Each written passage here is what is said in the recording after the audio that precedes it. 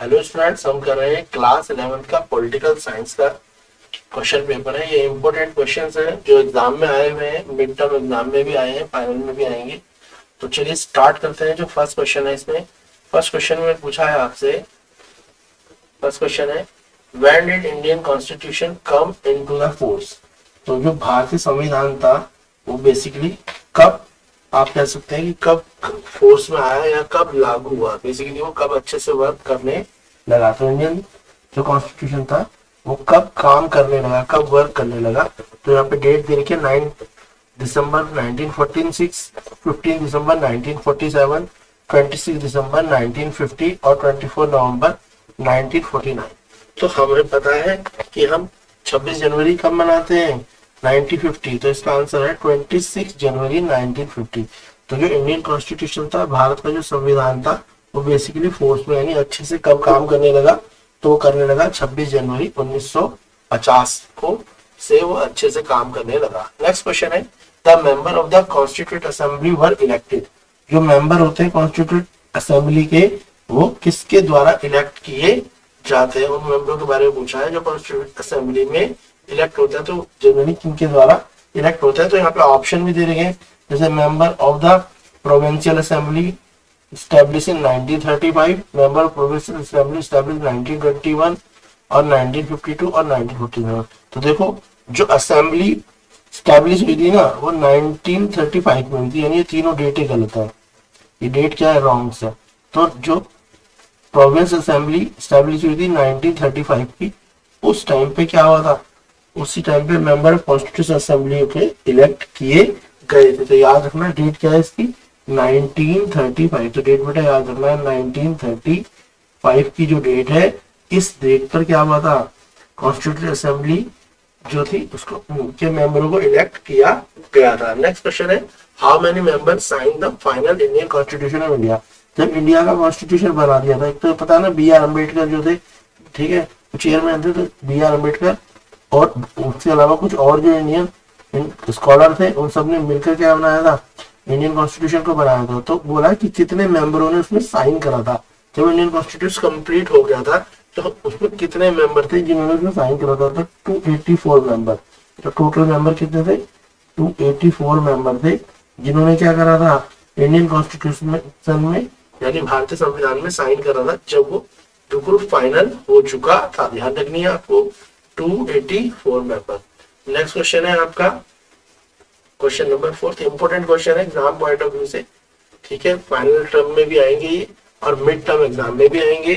तो mid term exam के लिए प्रिपरेशन है, और उसके अलावा जो आपका UT3 चलेगा फाइनल एग्जाम से पहले, उसके लिए भी इंपोर्टेंट क्वेश्चन है। नेक्स्ट है द प्रोविजंस ऑफ पावर जुडिक्शन। तो प्रोविजन किसके लिए, पावर जुडिक्शन का जो प्रोविजन था, जो क्या पूछा है इसमें, प्रोविजन ऑफ पावर जुडिक्शन। तो प्रोविजन है पावर जुडिक्शन का, review the independence of judiciary was from the constitution of which country. तो जो पावर जुडिक्शन का रिव्यू करा गया था, समझ आया। तो पावर जुडिक्शन का जो रिव्यू करा गया कब, जब इंडिपेंडेंट जुडिशरी थी, तो वो किस कंट्री में सबसे पहले करा गया था, या किस कंट्री में उसे बनाया गया था।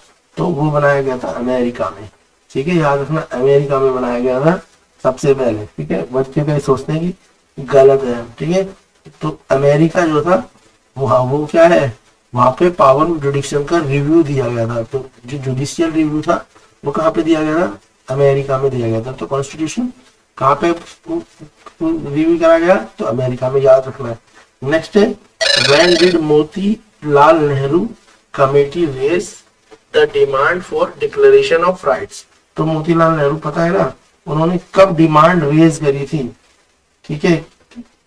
तो कब मोतीलाल नेहरू कमेटी ने रेज करी थी डिमांड, ठीक है, किसके बारे में, हमारे जो राइट्स हैं, जो भी हमें राइट्स मिले हैं, ह्यूमन राइट्स वगैरह, उनके बारे में जो डिमांड है, कब करी थी मोतीलाल नेहरू ने। तो याद रखेंगे ये डेट बहुत इंपॉर्टेंट है। तो उन्होंने करी थी 1928 में। मोतीलाल नेहरू कौन थे, जवाहरलाल नेहरू के फादर थे, याद रखना। तो उन्होंने कब करी थी डिमांड रेज, 1928 में, याद रखनी है डेट। नेक्स्ट है आपका असर्शन रीजन वाला क्वेश्चन है, क्वेश्चन नंबर 6। तो असर्शन रीजन में देखो क्या दिया है आपको, तो असर्शन रीजन है बेटा आपका, पढ़ लो, असर्शन रीजन पढ़ लेते हैं। तो असर्शन रीजन में है, बोला है the constitution of South Africa came into force in December 1996। तो पहली चीज तो ये बोलिए, जो साउथ अफ्रीका का कॉन्स्टिट्यूशन था, क्या वो उसने जो काम करना शुरू करा था क्या 1996 में करा था? और रीजन है the constitution of South Africa is probably the least empowering constitution in the world. और बोला है जो साउथ अफ्रीका का कॉन्स्टिट्यूशन था, मतलब उसमें वो कमजोर था, उसमें एम्पावरिंग नहीं थी, यानी वो कमजोर कॉन्स्टिट्यूशन था पूरी दुनिया में। ये इसका रीजन दिया गया है। तो जो इसका करेक्ट आंसर होना चाहिए वो देखो क्या होना चाहिए। तो इसका करेक्ट आंसर क्या होगा? तो constitution of South Africa came into the force in December 1996, ये ट्रू होगा।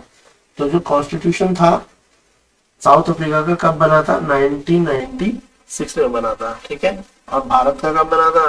1950 में। याद रखनी है इस चीज को, 26 जनवरी 1950 में बना था। और साउथ अफ्रीका कब बना? 1996 में बना। क्लियर है? उसके बाद केवल रीजन जो है constitution south Africa is probably least empowering constitution word, ये गलत है। वो लीस्ट एम्पावरिंग नहीं था, सही था। तो यानी इसका जो रीजन है वो फॉल्स है। तो इसका असर्शन तो करेक्ट है और रीजन फॉल्स है, इसके कारण ये हो जाएगा ऑप्शन सी। तो क्वेश्चन 6 का आंसर होगा ऑप्शन सी, असर्शन करेक्ट और रीजन इसका रॉन्ग होगा। नेक्स्ट क्वेश्चन देखते हैं, क्वेश्चन नंबर 7। बोला in direct democracy citizens directly participate in day to day decision and running the government. तो बोला जो डायरेक्ट डेमोक्रेसी होती है उसमें जो सिटीजन होते हैं ना वो डायरेक्ट पार्टिसिपेट करते हैं, जो भी सरकार को डिसीजन लेने होते हैं, और रनिंग द गवर्नमेंट, और उसके हिसाब से गवर्नमेंट चलती है। Explain the direct democracy are considered to be. तो आप बताओ कि यह बात सही है और जो डायरेक्ट डेमोक्रेसी है उससे आप क्या समझते हो। तो जो डायरेक्ट डेमोक्रेसी होती है बेसिकली वो कहाँ पे आपको देखने को मिली? तो डायरेक्ट डेमोक्रेसी सिर्फ आज के समय में तो डायरेक्ट डेमोक्रेसी है ही नहीं, डायरेक्ट डेमोक्रेसी पहले होती थी, तो वो हमारे को ग्रीस में देखने को मिली। तो city state of ancient Greece इसका आंसर है। तो हमारा ये एग्जाम्पल पूछता है, यानी डायरेक्ट डेमोक्रेसी तो छोटी जगह पे देखने को मिलेगी और यहाँ पे इसका आंसर है तो city state of ancient Greece. Greece में ही हमारे को डायरेक्ट डेमोक्रेसी देखने को मिली। वहां पे जो पब्लिक थी यानी जो जनता थी वो क्या करती थी? वो डिसीजन लेती थी और उन डिसीजन को ही के द्वारा ही सरकार को चलाया जाता था। नेक्स्ट है the practice of untouchability is the ugliest form of inequality. जो अनटचेबिलिटी होती है यानी छुआछूत जो होती है, ठीक है, वो क्या है? अगलीस्ट फॉर्म है इनइक्वालिटी। यानी कह सकते हैं इनइक्वालिटी जो हो रही है ना, लो इनइक्वालिटी का एक मुख्य कारण क्या होता है? अनटचेबिलिटी होता है, जिसका मतलब छुआछूत होता है। Under which right it's abolish, हम किस अधिकार के अंतर्गत इसको खत्म कर सकते हैं? तो अनटचेबिलिटी को राइट टू इक्वलिटी, यानी सभी लोगों को समान काम के लिए समान अधिकार है, यानी चाहे वो जेंट्स हो चाहे लेडीज हो, चाहे वो नीची जात का हो या ऊंची जात का हो, अगर वो एक जैसा ही काम कर रहे हैं, अगर दोनों डॉक्टर है तो उन्हें सेम रिस्पेक्ट दी जाएगी, सेम सैलरी दी जाएगी, चाहे वो किसी भी जाति के हो, अगर वो सेम ही फील्ड में है। यानी दो टीचर है, मैथ्स के टीचर है या साइंस के टीचर है या पॉलिटिकल साइंस के, अगर वो किसी भी जात से है और दोनों ही उनकी जाति को न देखते हुए सिर्फ ये देखा जाएगा कि वो कौन से सब्जेक्ट को पढ़ाते हैं, उसके अकॉर्डिंग क्या दिया जाएगा? उनको उनकी मेहनत यानी सैलरी दी जाएगी। तो राइट टू इक्वलिटी के द्वारा ही हम क्या कर सकते हैं? अनटचेबिलिटी जैसे जो पुरानी विचारधारा है उनको समाप्त किया जा सकता है। तो इसका आंसर है right to equality, option C इसका आंसर होगा। ठीक है, नेक्स्ट देखेंगे क्वेश्चन नंबर 9। क्वेश्चन नंबर 9 है हमारा, 9 क्वेश्चन नंबर है when the court feels that person has been appointed to post to which he has no legal right, then the court stops him from working on the post by which order। तो बोला है जो court है कब feel करता है जो person है उसे अपॉइंट करा है to the post to which he has no legal right, इस पोस्ट पे उसे रखा गया है, वो उस पोस्ट के लिए उस पे कोई उसके पास कोई राइट नहीं है। Then court stop his working, उसके बाद कोर्ट जो है उसके काम को बंद कर सकता है, उसके काम को रुकवा सकता है उस जिस पोस्ट पे वो काम कर रहा है। तो वो कैसे ऑर्डर दिया जाए? यानी कोई व्यक्ति अगर जॉब कर रहा है कोई और सरकार गवर्नमेंट कोर्ट को लग रहा है कि नहीं ये जॉब जो कर रहा है इसमें इसका लीगल राइट नहीं है, तो कोर्ट वो किस ऑर्डर के द्वारा उस चीज को रोक सकता है, तो उसको रोक सकते हैं किसके द्वारा, हेबियस कॉर्पस ऑर्डर के द्वारा। किसके द्वारा रोका जा सकता है, ठीक है, हेबियस कॉर्पस ऑर्डर के द्वारा ही कोर्ट उसको रोक सकता है। नेक्स्ट है असर्शन रीजन, देख लेते हैं assertion reason. Assertion reason question number 10 बोला है आपसे, in the 1984 Lok Sabha election the Congress party won 415 out of 543। जो कांग्रेस पार्टी थी 415 वोटिंग सीट्स मिली थी 543 में, यानी उसको कितनी सीट्स मिली थी लोकसभा इलेक्शन में, 415 सीट मिली थी, 543 सीट मिली थी। ये असर्शन है। रीजन है इन 1984 Lok Sabha election the Congress party one more than 90% seats, और कांग्रेस 90% से ज्यादा सीटों से जीत गई, ये इसका रीजन है। तो इसमें असर्शन जो दिया हुआ, ठीक है, इसके अकॉर्डिंग जो दिया है आप देखो, इसमें जिसका असर्शन है वो तो करेक्ट है, मगर इसका रीजन जो है गलत है, क्योंकि जो परसेंटेज है वो गलत आ रही है, तो असर्शन तो इसका करेक्ट होगा और रीजन इसका गलत है, जिसके कारण ऑप्शन सी इसका आंसर हो जाएगा। क्लियर है। नेक्स्ट क्वेश्चन देखेंगे, question number 11। Question number 11, in the parliamentary system the prime minister is, parliamentary system में प्राइम मिनिस्टर क्या होता है, head of the state, head of the government, head of both state and government, या head of opposition.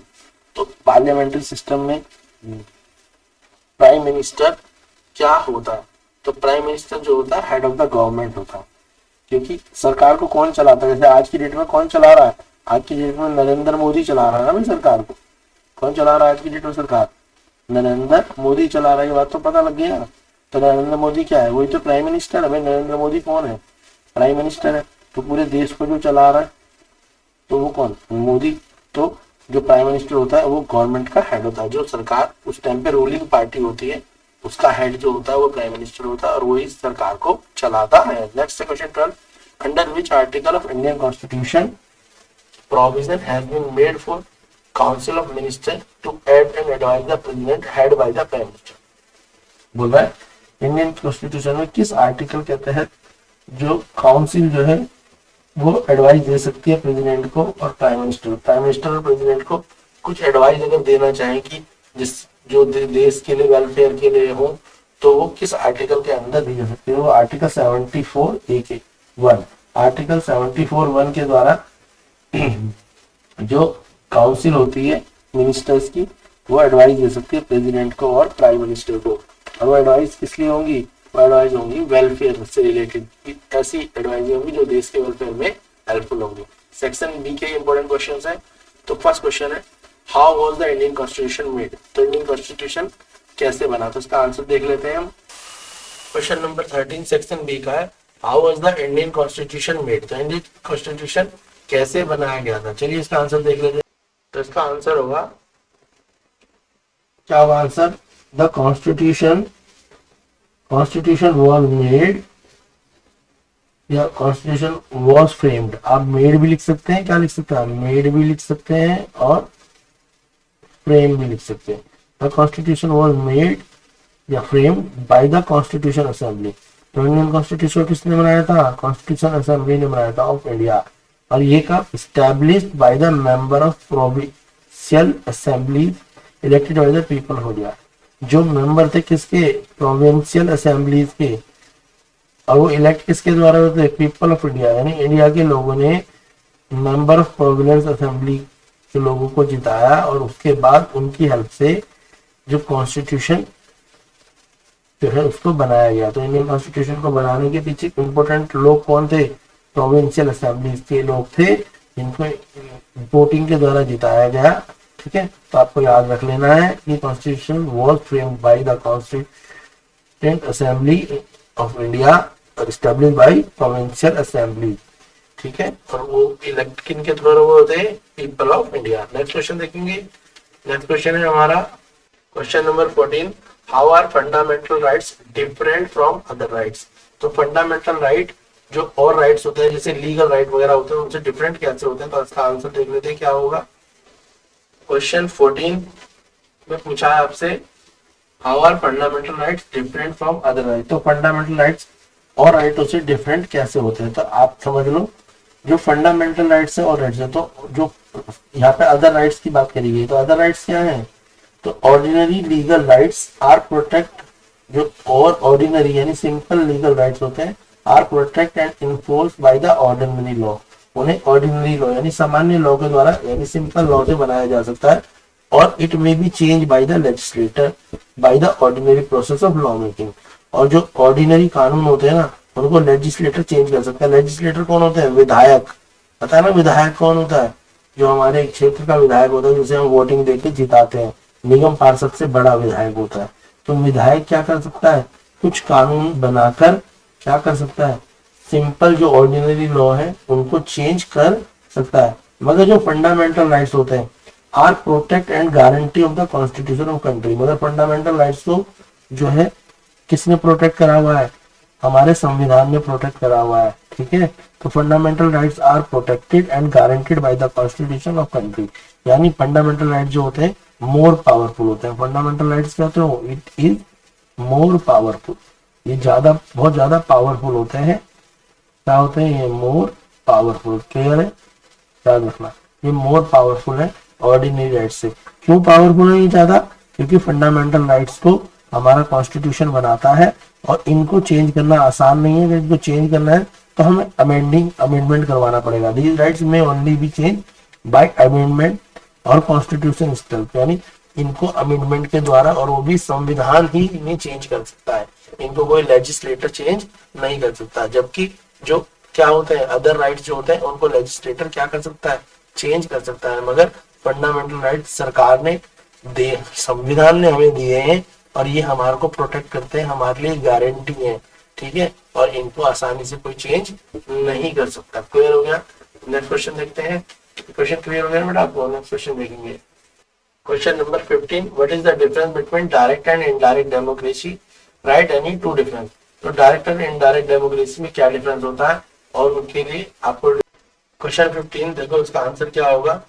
तो बोला हुआ है difference बताना है आपको डायरेक्ट और इनडायरेक्ट डेमोक्रेसी में। तो देखो जो डायरेक्ट डेमोक्रेसी होती है, तो पहले तो डेमोक्रेसी 2 प्रकार की होती है, एक होती है डायरेक्ट डेमोक्रेसी और एक इनडायरेक्ट। तो indirect democracy people themselves decide on law, जो लोग होते हैं वो अपने आप डिसाइड करते हैं लॉ के में। तो जिसमें डायरेक्ट लोग जो पार्टिसिपेट करें कि क्या कानून बनने चाहिए क्या कानून नहीं बनने चाहिए, वो डायरेक्ट डेमोक्रेसी होती है। जनरली डायरेक्ट डेमोक्रेसी आज की डेट में कहीं पर भी नहीं है, एक आध कंट्री को छोड़ के हर जगह पे इनडायरेक्ट डेमोक्रेसी ही फॉलो की जाती है, क्योंकि डायरेक्ट डेमोक्रेसी उन्हीं जगहों पे हो सकती है जहां पर पॉपुलेशन छोटी हो।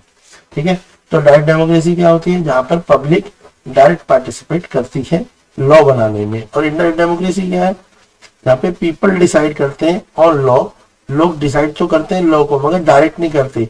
वो क्या करते हैं, वो अपने इशू को अपने रिप्रेजेंटेटिव के द्वारा उठाते हैं। जैसे कि जो हमारे लेजिस्लेटर होते हैं, विधायक जो होते हैं, जो हमारे विधायक हैं, सांसद हैं, हम उनको अपनी प्रॉब्लम बताते हैं और फिर वो हमारी प्रॉब्लमों को ध्यान में देखते हुए लॉ बनाने के लिए आगे सरकार को बोलते हैं कि कानून बनाए जाए। ठीक है, जैसे कि आज की डेट में आपने देखा होगा कई सारे कानून बनते रहते हैं। ठीक है, तो वो सब कानून बनाने के लिए हम उन्हें डायरेक्ट नहीं बनाते, हम उसके लिए क्या करते हैं, हम अपने लेजिस्लेटर को, अपने सांसद को क्या करते हैं, उनको बोलते हैं कि ये प्रॉब्लम आ रही है और वो उसके अकॉर्डिंगली क्या बनाते हैं, लॉ बनाने के लिए। जो उस टाइम की गवर्नमेंट होती है, जो गवर्नमेंट वो पोजीशन में होती है, वो गवर्नमेंट पे लॉ बनाने पे ध्यान देती है। क्लियर है। डायरेक्ट डेमोक्रेसी में क्या होता है, लॉ जनता ही बनाती है, और इनडायरेक्ट में क्या होता है, लॉ बनाए जाते हैं जनता के लिए मगर उन्हें जनता डायरेक्ट नहीं बनाती, उनको उनके रिप्रेजेंटेटिव की हेल्प से बनाया जाता है। नेक्स्ट क्वेश्चन देखेंगे। क्वेश्चन नंबर 16 में पूछा है आपसे, right the two main function of executive. तो देखो एग्जीक्यूटिव होता क्या है, एग्जीक्यूटिव का मतलब होता है जैसे कार्यपालिका। ठीक है, तो एग्जीक्यूटिव क्या है, एग्जीक्यूटिव आप बोल सकते हो एक ग्रुप है कुछ लोगों का। ठीक है, या आप बोल सकते हो कि एक विभाग है, जिस विभाग का काम क्या है, उस विभाग का काम है कि वो कानून और नीतियों को लागू करे। जो भी सरकार ने कुछ लॉज बनाए हैं, ठीक है, कुछ पॉलिसियां बनाई हुई हैं, उन पॉलिसियों को, उन लॉज को पब्लिक को अच्छे से समझाए और बताए और उनको इम्प्लीमेंट कराने का काम करे, उसे वो क्या होता है एग्जीक्यूटिव। तो एग्जीक्यूटिव कह सकते हो it is a group made by a government, ठीक है। उसका काम क्या है, उसका काम है स्प्रेड करना जो भी लॉज बनाए गए हैं, नीतियां बनाए गए। समझ आ गया पहले एग्जीक्यूटिव का मतलब। अब फंक्शन देख लो, executive is a branch of government. तो एग्जीक्यूटिव क्या एक ब्रांच है गवर्नमेंट की, मैंने बता दिया था। कुछ लोगों का ग्रुप कह सकते हो या एक आप बोल सकते हो कि विभाग भी बोल सकते हो, यानी सेक्शन।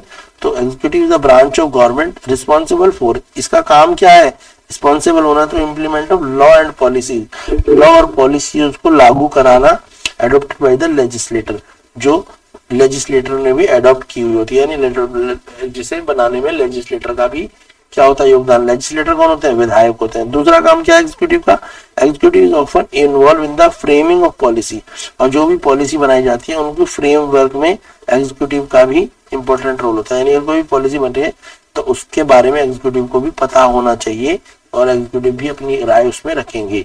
नेक्स्ट है official designation of executive vary country to country, और जो एग्जीक्यूटिव जो होते हैं ना उनकी जो पावर है अलग अलग कंट्री में अलग अलग हो सकती है, यानी डेजिग्नेशन उन्हें अलग अलग डेजिग्नेशन अलग अलग कंट्री में दिया जा सकता है, किसी में बड़ा किसी कंट्री में छोटा जो है डेजिग्नेशन भी एग्जीक्यूटिव को मिलता है। क्लियर है क्वेश्चन यहाँ तक, वेरी इंपॉर्टेंट क्वेश्चन है, इन सभी क्वेश्चनों को कर लें। इसके बाद सेक्शन सी और डी के लिए नेक्स्ट वीडियो आएगी, ठीक है।